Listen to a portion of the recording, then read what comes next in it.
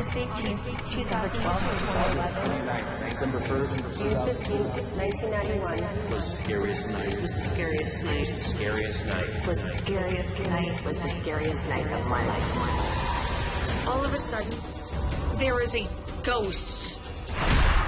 I was terrified. Did you see that? We're starting to see what look like the shadows of people. These materialized halfway through the bed. Instinctively, immediately, my defenses took over. She was looking at me, and she was screaming at me. Get out!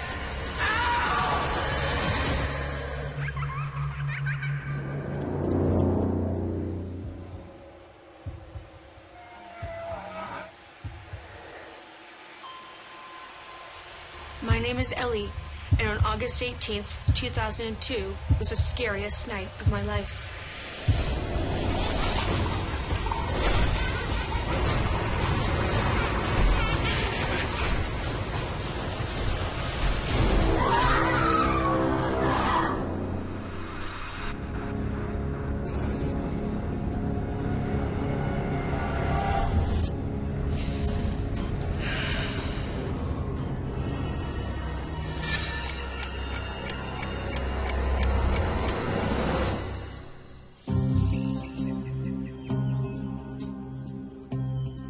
August 2002, my mother and I had flown to Scotland for 30 days to drive around the country as my graduation present to myself from high school.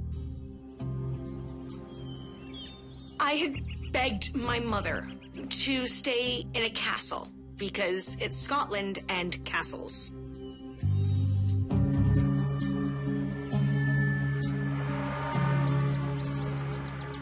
This was a trip of a lifetime, especially since my greatest passion was writing, and I knew all the great writers came from Scotland. I knew I was going to be inspired here. Having the chance to spend a night in a real castle was a dream come true.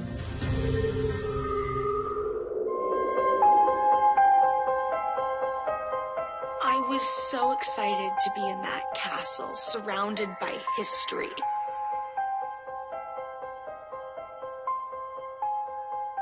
I was thrilled to be here and wanted to see every inch of the castle. But when we entered into the castle, it already felt like there was somebody watching.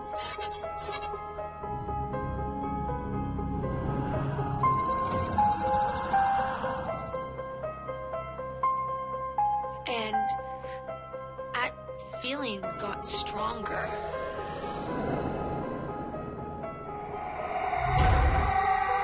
It was constantly feeling like there was someone behind me.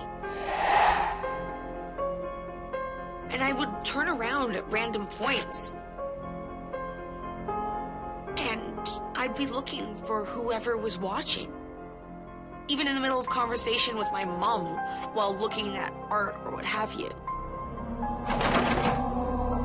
It was foreboding. I felt that there was somebody staring at me. And when I glanced, there wasn't anyone there.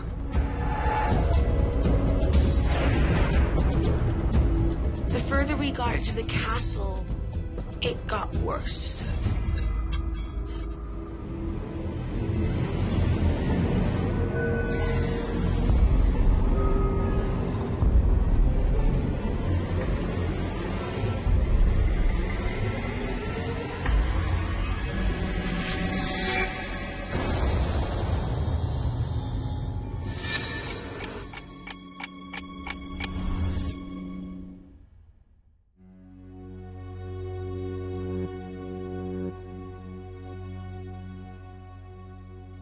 Mom was in bed by 9 o'clock that night.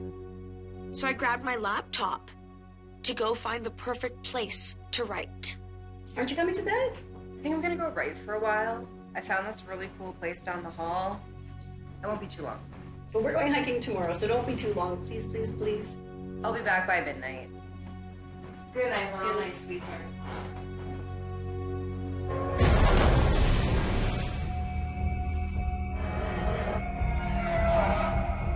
A castle is a perfect place to be inspired.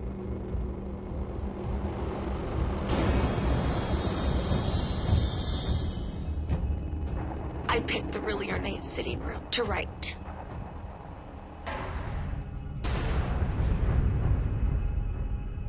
It was perfect. It was everything I needed to create. I started writing straight away. It was so quiet and peaceful.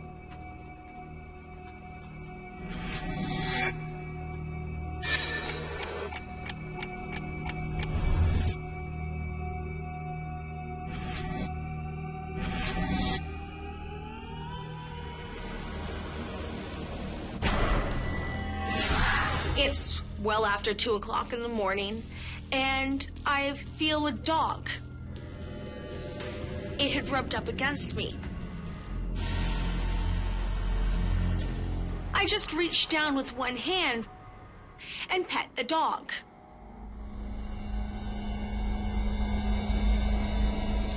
Didn't look. It felt like any other dog. Warm to the touch, wiry hair that was soft.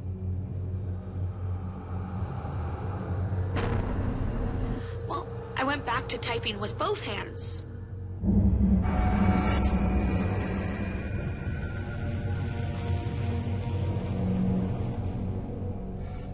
Maybe a minute or two later, that dog started whimpering, like it was scared, and rubbed its body against my leg. So I go to pet it again, but this time I look, and there's no dog there. There's no dog. There's no sign that there was a dog, though I had just felt it.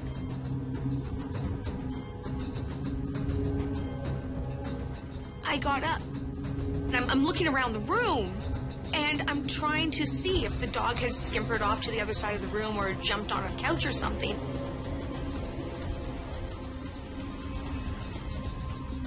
And that's when I saw the heavy velvet curtains move, like there was a breeze running through them.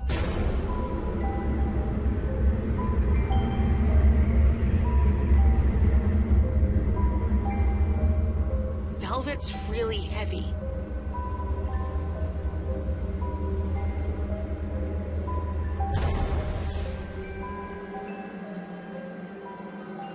I walked to close the windows so that it wouldn't get cold in the room. And that's when I realized that the windows were painted shut.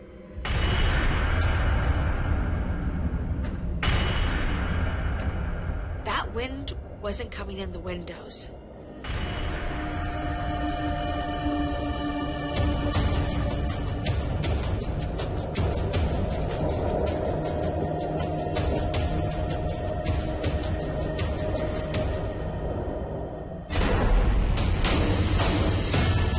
There's fear that you get where you can't even move. I just wanted the safety of my bed. And then I remembered my laptop. And all of a sudden, there was a ghost. I was terrified.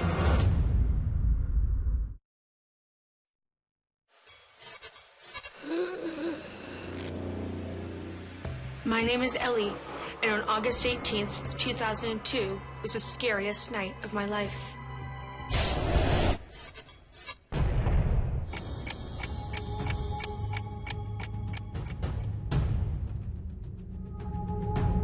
When we entered into the castle, and it already felt like there was somebody watching. I felt that there was somebody staring at me. The further we got into the castle, it got worse. I feel a dog. I just reach down and pet the dog. I look, and there's no dog there. And that's when I realized that wind wasn't coming in the windows. That wind wasn't natural. I didn't want to be there anymore.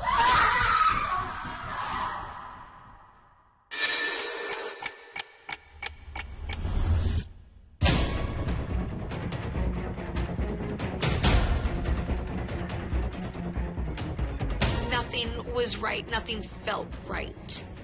Every concern that I wasn't alone came rushing back in a tidal wave. I did not want to stay in a room. That wind wasn't natural. So I took off and ran up 2 stories worth of staircases back to where my tower and my room was.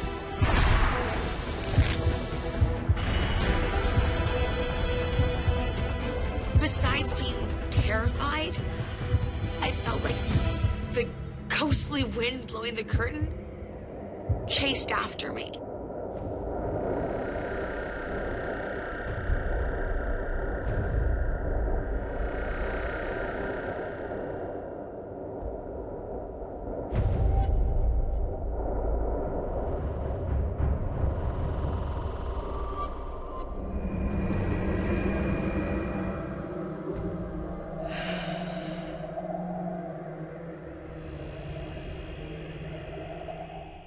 I jumped into bed, promptly pulling the blanket over my head.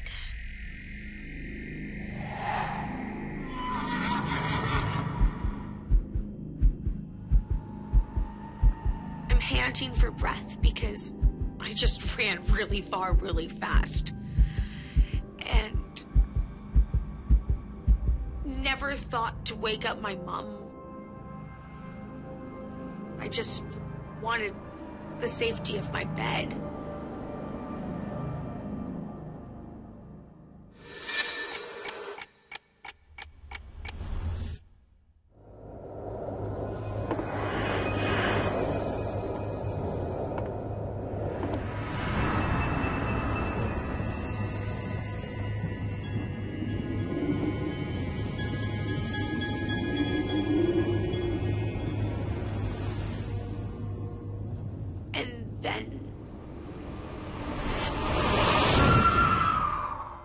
I remembered my laptop.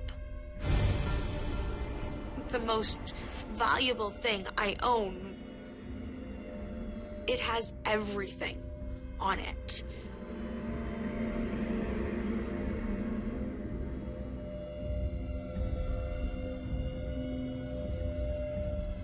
I knew that I had to go back to that room to retrieve my laptop. So I tiptoed across the room.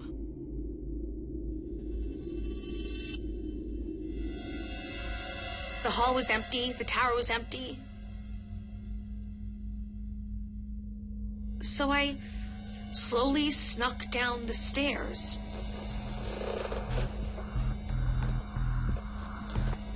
I tiptoed down each and every single one of those steps to the second floor, feeling terror and fear.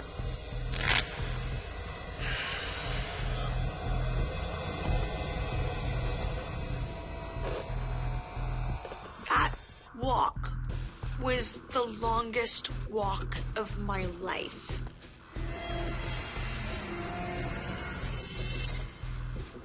And when I hit those heavy oak doors,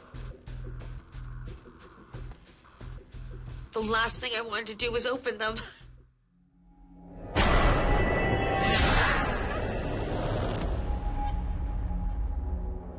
But I did. I opened the doors and tiptoed into the room.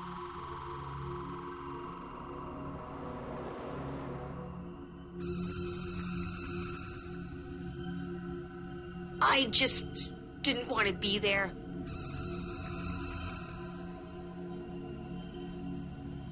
When I went to reach for the laptop, I was scared. Yeah, I was terrified even at the time. When I grabbed my laptop, the curtains started moving again.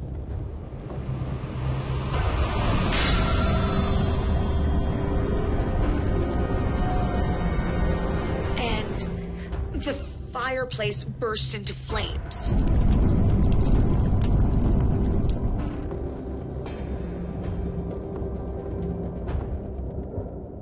It should have made the room warm, or hot even. It didn't. If anything, the room got a little bit colder. But if that wasn't bad enough, there is a ghost. A terrifying ghost in front of the fireplace.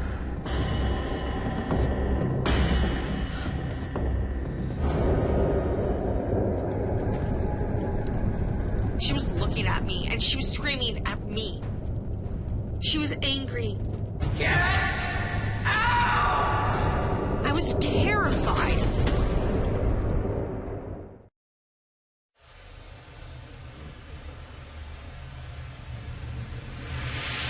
My name is Ellie, and August 18th, 2002 was the scariest night of my life.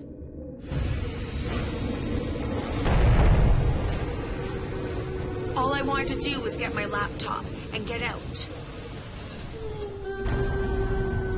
I just didn't want to be there. The curtains started moving again. And the fireplace burst into flames. But if that wasn't bad enough, there was a ghost.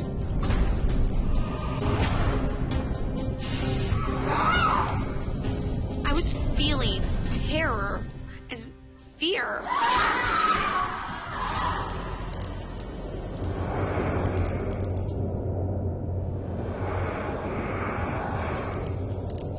She just appeared in front of the fireplace and hung there. She had raven black hair streaming behind her. She was wearing a long green dress that was elegant and looked like it was from the early 1900s. She was angry. Get out! She screamed at me to get out of her castle. I can still hear that voice. Get out of my castle! The only thing that moved was her hair and the dress. She didn't. She just held in place like stone. All I remember is I didn't feel like I was breathing. I didn't feel anything but terror and chills and goosebumps.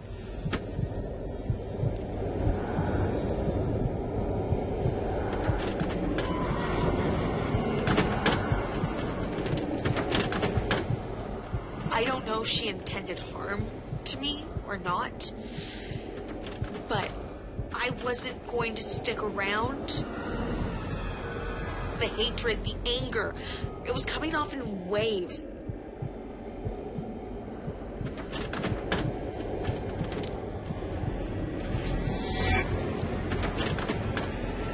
The negative emotions just rippled off of her. Get out of my castle! And I didn't want to see what would happen if I stayed in that room. I had to throw my entire weight to swing one door open.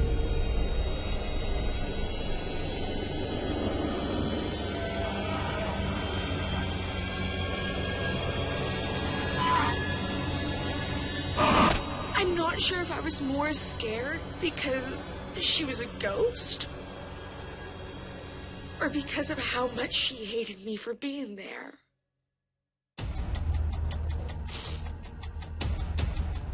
I'm sorry.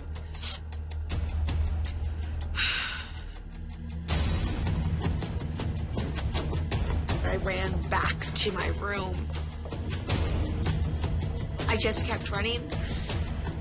I don't know if she tried following me or not. I didn't want to risk looking just in case she was there. I just ran. I ran down the hall. I was so scared.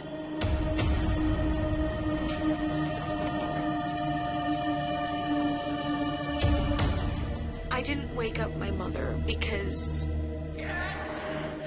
we were 3 hours away from the nearest city. And then I just pulled the blanket and the sheets over my head while I huddled there in a ball, curled around my laptop. Get out of my castle! I didn't sleep a wink. I just wanted the night to be over. I spent that entire night hiding under that blanket, not breathing, waiting for dawn to come.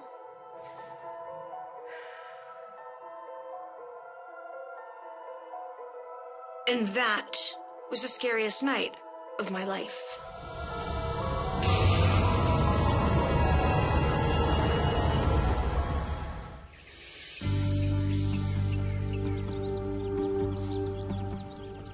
So the next morning, I flagged down one of the people working at the castle and asked if they had any dogs staying there that night.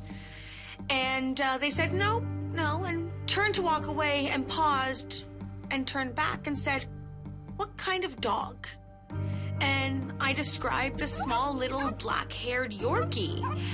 And the employee's face kind of drained color a little bit and said, "Follow me," and led me out of the mess hall where we were eating and around a corner to a different wing of the castle altogether, and showed me this huge portrait of this beautiful, pale-skinned woman with dark black hair and a tiny little black-haired Yorkie sitting on her lap, and said, "Is this the dog?" And I just nodded because that was the woman that was staring down at me disdainfully from the painting that had screamed at me that night.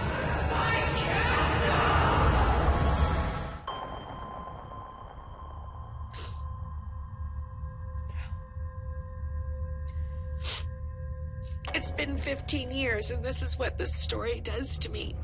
This experience. I just hope that anyone else at that castle never has to deal with her, because I wouldn't wish that on my worst enemy. Get out of my castle!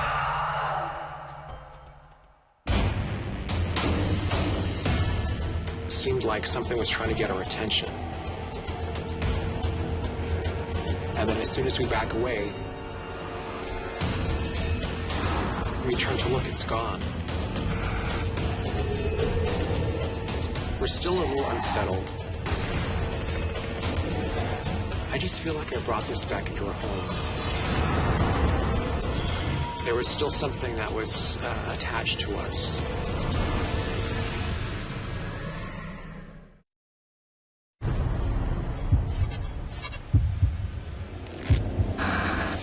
My name is Christopher, and October 31st, 2006 was the scariest night of my life.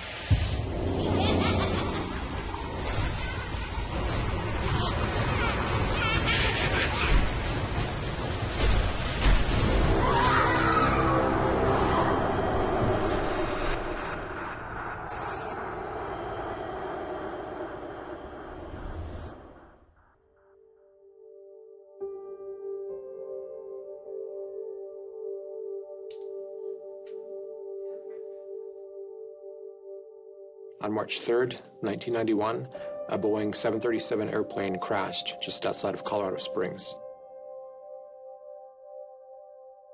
Everyone on board was killed.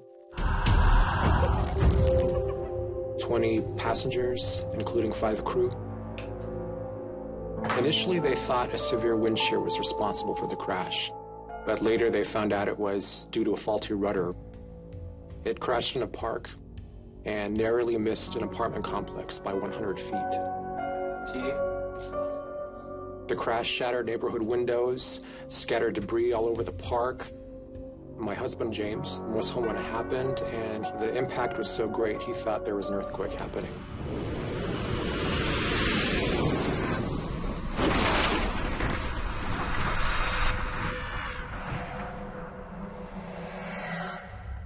The plane crash made a big impact in the community and all over the world. It was all over the news. It was all our neighbors could talk about, for months, for years. Just say we go and check it out. You and I, let's go. I'm not really interested in it, to be honest. Seriously, I think it'd be so much fun. Come on. It's Halloween 2006, and out of kind of a morbid curiosity, I encouraged James to come to the park with me that evening where the crash occurred in 1991.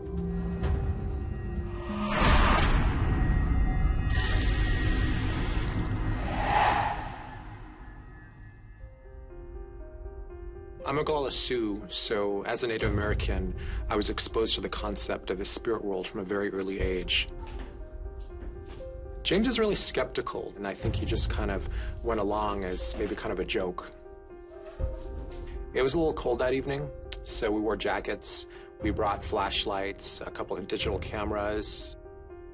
I guess I was hoping to see something, to hear something, to be able to capture evidence. Something I could prove to James that there's more to this physical dimension of ours.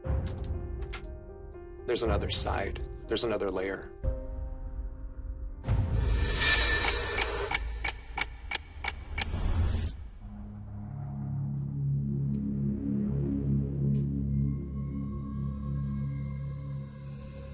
James and I left the house. The park was maybe 3 blocks away from where we lived. There was no moon.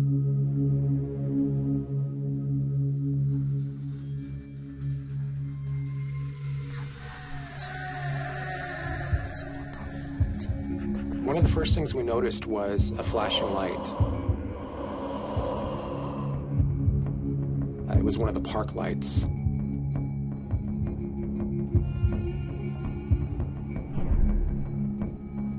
So I approached the light,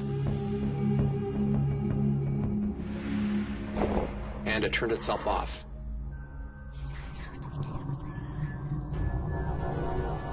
And when I backed away, it would come back on again. James was trying to rationalize it as some sort of short in the wiring, but because of the pattern, it just seemed like something was trying to get our attention.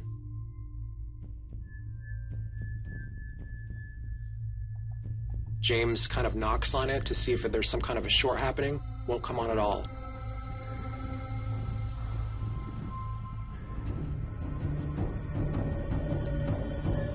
And then as soon as we back away, it starts flickering again.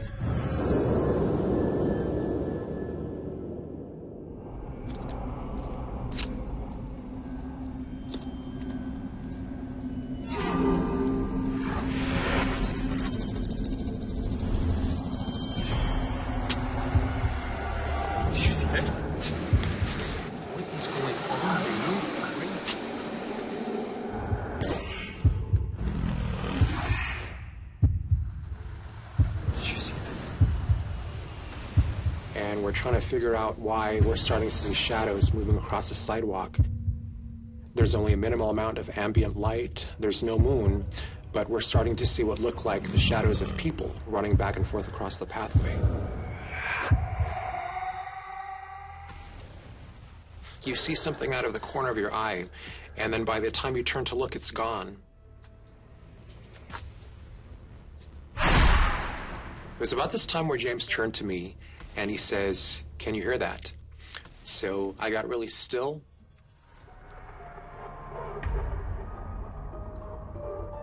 And I remember just this kind of numbness taking over my body.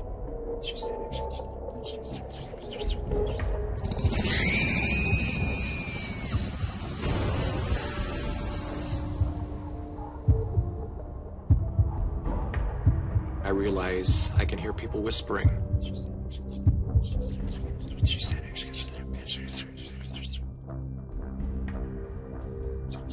You couldn't quite make out what they were saying.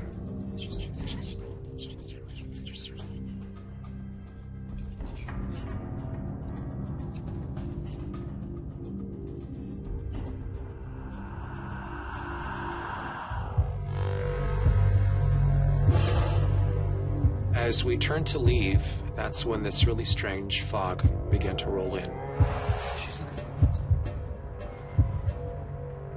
This wasn't our breath. It was cold enough to where you could see some of our breath. This was something entirely different. This was a very strange localized fog. And that's when I started taking pictures. I wanted to see if we could photograph this fog.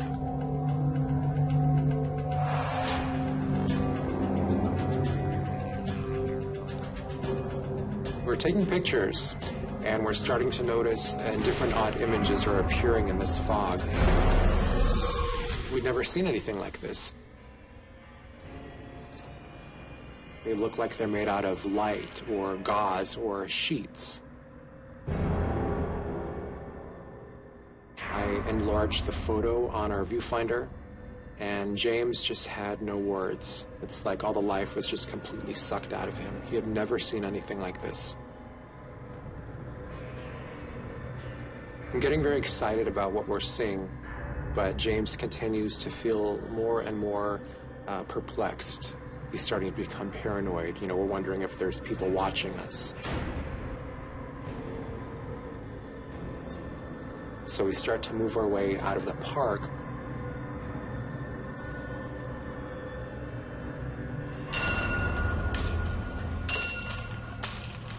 And that's when I start hearing what I think was a church bell.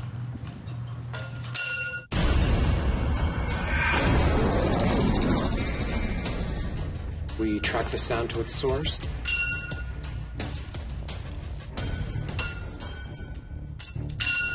And we found out that these were swing chains hitting against the metal poles.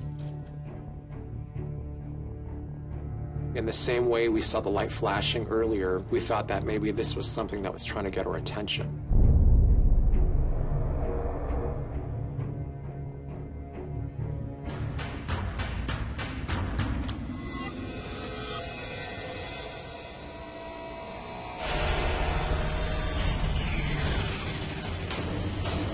I started to get very concerned for James's safety and mine. I started to get very concerned that something might follow us home. I finally fell asleep. I just remember someone blowing in my face, and that's when I see a body.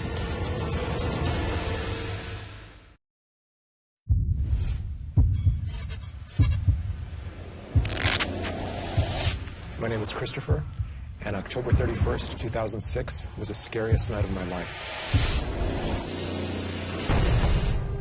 So as we turned to leave, that's when this really strange fog began to roll in.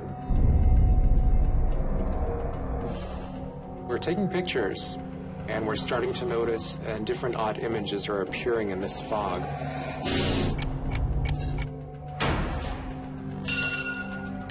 And that's when I start hearing what I think was a church bell. And these were swing chains hitting against the metal poles.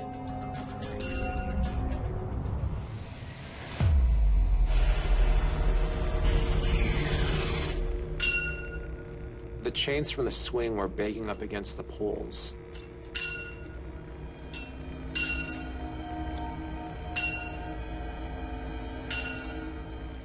It was just like they were moving in this kind of wind. But there was no wind. So I felt like something was trying to get our attention.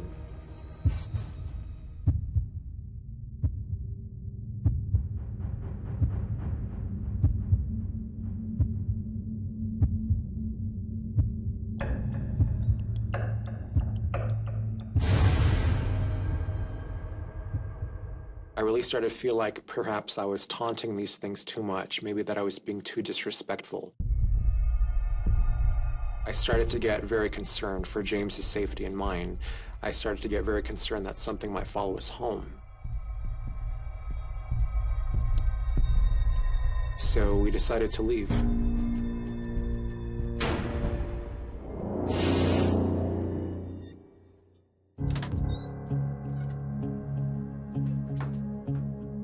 I was really anxious to get home. I was really interested to look at these pictures in more depth, to talk to James about what we had just experienced.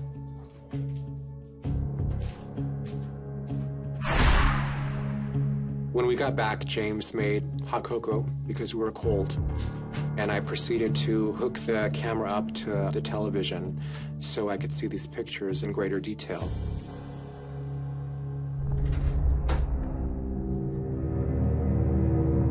When I hooked the camera up to the TV and blew up these pictures, See some of this.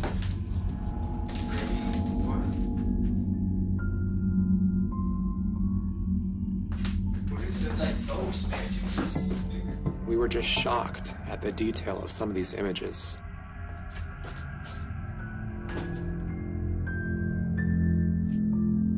These were more than dust or insects or just fine particles caught in our flesh.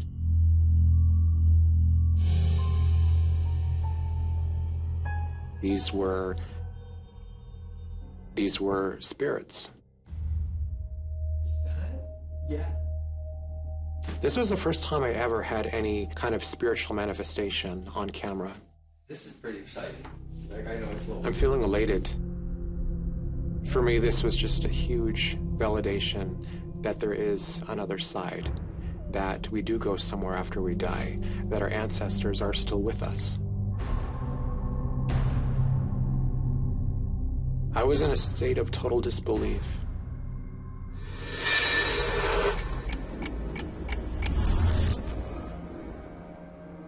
We're still a little unsettled.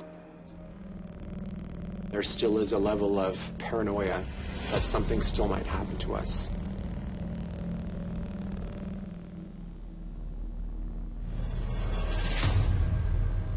So there is a traditional Native American ceremony called a smudging ceremony, where you light sage, sweetgrass, cedar, and this is meant to cleanse your home, your belongings, your person of any unhealing, unloving energy.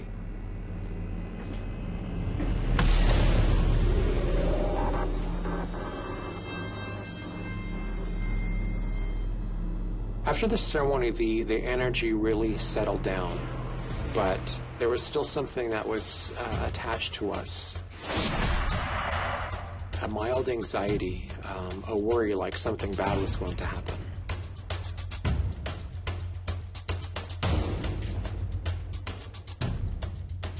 It's about 1 o'clock in the morning when we finally decide to go to bed.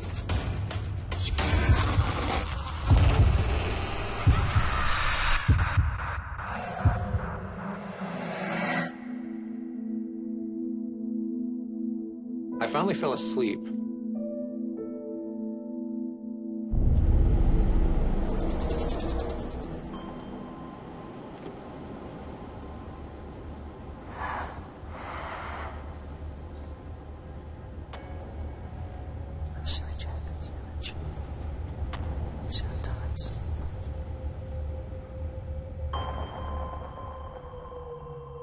I just remember what I thought was someone blowing.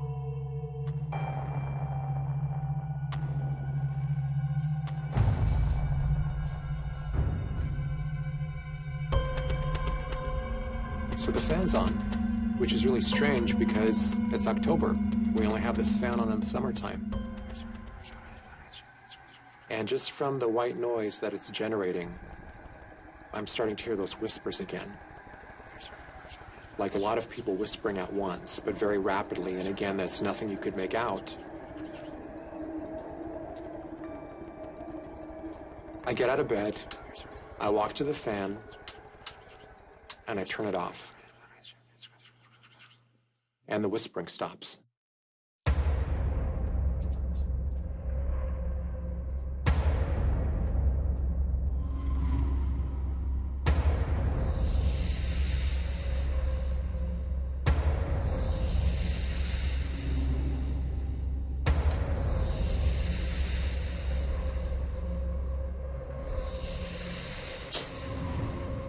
I just feel like I brought this back into our home because of all these pictures and this trying to get these spirits to communicate with us. Asking if these things could appear before our cameras, if these things could speak to us, if these things could show us what they were, to tell us their story.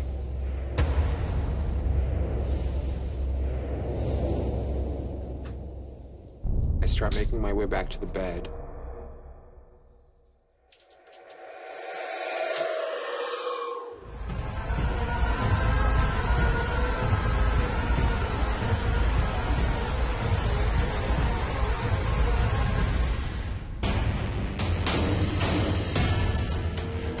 See him from the waist up because he's materialized halfway through the bed. He's looking down at James and he's touching his leg. Instinctively, immediately, my defenses took over.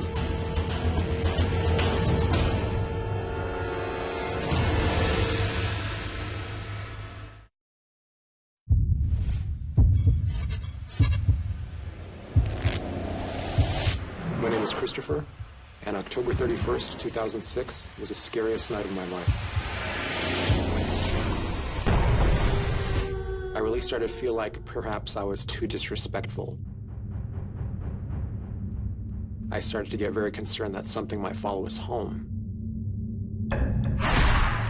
When I hooked the camera up to the TV, we were just shocked at the detail of some of these images. I finally fell asleep. I just remember someone blowing in my face. I just feel like I brought this back into our home.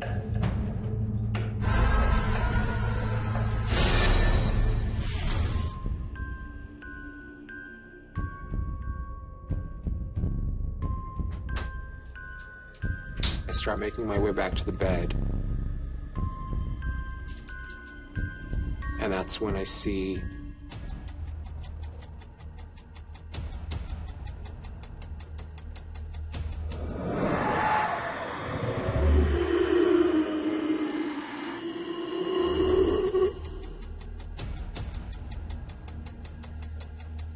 what looks like the transparent spirit of an old man. And I can only see him from the waist up because he's materialized halfway through the bed.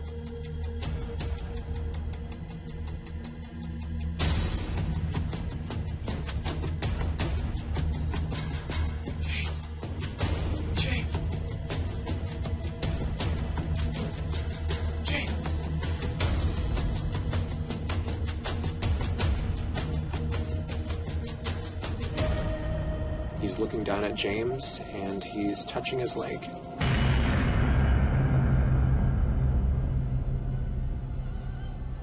James! Instinctively, immediately, my defenses took over.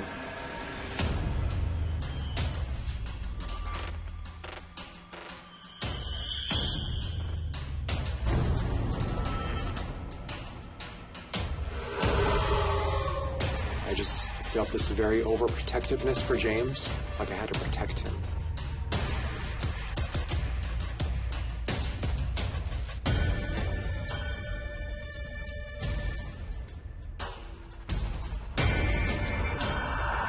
I hit the bed, so...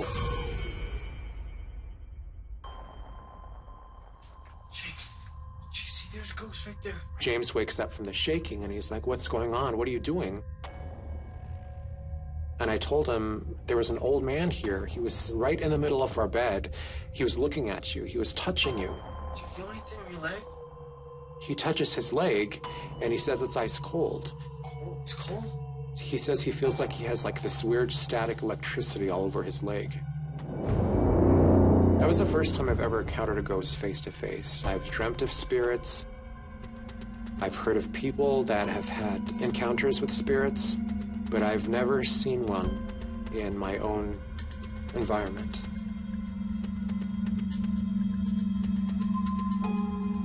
And that was the scariest night of my life.